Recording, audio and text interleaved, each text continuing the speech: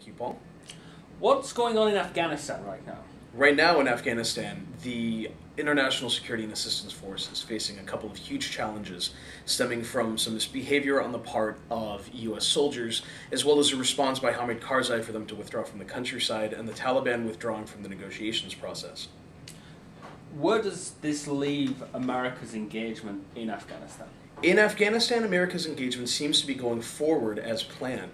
They're still going to try to push a negotiated settlement through, and General Allen, who commands ISAF in Afghanistan, will be telling the House Armed Services Committee next week exactly how he's going to do that. How can America push forward with the negotiations if the Taliban are withdrawn? Withdrawing from a negotiations process is kind of a typical behavior in these kinds of negotiated settlements for insurgencies. I think it's important to look at the Taliban decision to withdraw as a tactical move to gain advantage in the negotiations, and it's one that they're going to walk back later because the negotiations process ultimately favors them. Does this mean America and the international community is winning in Afghanistan? It's really difficult to say if they're winning or not. When we look at what will tell us whether we're winning the war or not, looking at the metrics of the war, it's hard to say.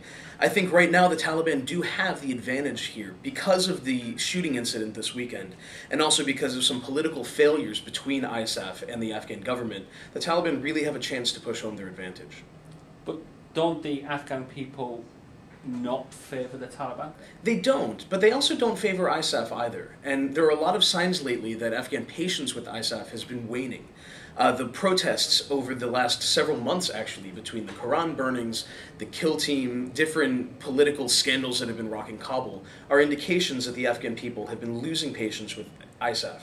That doesn't mean that they support the Taliban, but it does mean that they're wanting to get ISAF gone. And where does this leave Hamid Karzai in all this? Karzai is trying to position himself right now to survive an American withdrawal. I think his latest declaration for the U.S. to withdraw from all of its bases in the countryside is one indication of this. He has tried to position himself as a defender of the Afghan people against the depredations of ISAF, and he's going to keep pushing that view home to try to preserve his position leading the government. So right now, what is the next steps for Afghanistan?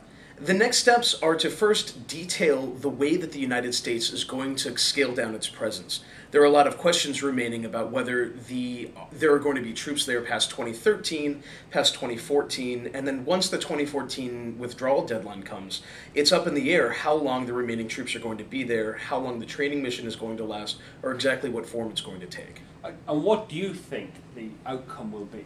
I think most likely there are going to be several thousand troops left in Afghanistan after 2014, but that their presence is not going to be long-lived. I'd be really surprised if the U.S. Congress has much patience for an expensive, drawn-out training campaign. So within a couple of years, I would guess, we're going to see a much more substantial withdrawal, and then Afghanistan is more or less going to be on its own. Well, doesn't that mean the strategy that America is on right now is not achievable? Absolutely. I think the current strategy reflects a rejection of the reality on the ground, of what the U.S. is trying to achieve. It's been defined in terms of absence for the most part. So as long as al-Qaeda is not there, it's effective. As long as the Taliban don't take over the government, it's effective. And this is a fundamentally weak structure on which to base success or failure, because it requires only a single point for the entire system to fail. And that's kind of what we're seeing right now. Joshua Foust, thank you very much. Thank you.